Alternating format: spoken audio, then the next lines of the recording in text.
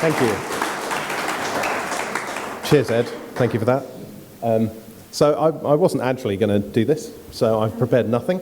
But if you want to know, I'll tell you. In mid-January, well, what was it? In mid-December, we found out that there was a hack day being held at Google campus just down the road. And it was being held by McDonald's.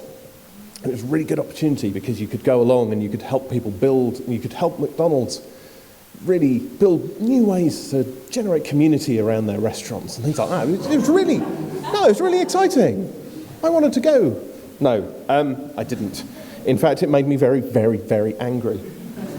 Because this is against everything I hold dear about what I do, about what hack days are about. They're about making the world better, right?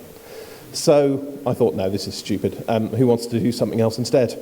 We should have a real food hack day for real food startups, where people can come along and help them, because sod them.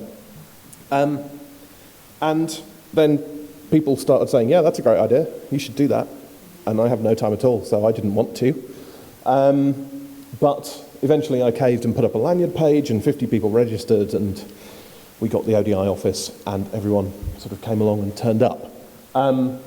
Because I have no time, we didn't raise any money, we didn't have any prizes, we didn't have any famous judges, we had no opportunities for people to monetize their hacks. It was how we used to do it. We did it because we loved it, right?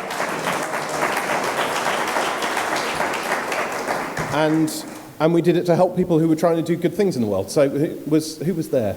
There were a few people who were here last month. Andy was there, you can stand up, come on. Paul was there. You guys were there, I can't see you, but you're behind a very bright light, but come up anyway. So people were coming along. There were people from a number of startups. Farm Drop were there briefly. Crop Drop, who have a very similar name, were there for a while. Seed Pod, who are over there somewhere, who have left all these nice seeds on your chairs. They were there, and a bunch of others as well. And people were pitching in. So Andy, before I'd even finished doing the presentations, Andy had started hacking on the Seed Pod code and telling me how it was broken. But then we worked on things. So there were developers built an order fulfillment system for Crop Drop, for instance, and they didn't have anything. They were using a bunch of text files and shonky spreadsheets that they didn't really understand. So somebody built them a Rails app in the weekend. SeedPod built a whole new feature. I refused to program anything for them, and Becca programmed the whole thing. She's a teacher and doesn't program Ruby on Rails, but now she does. And knows about test-driven development and things like that.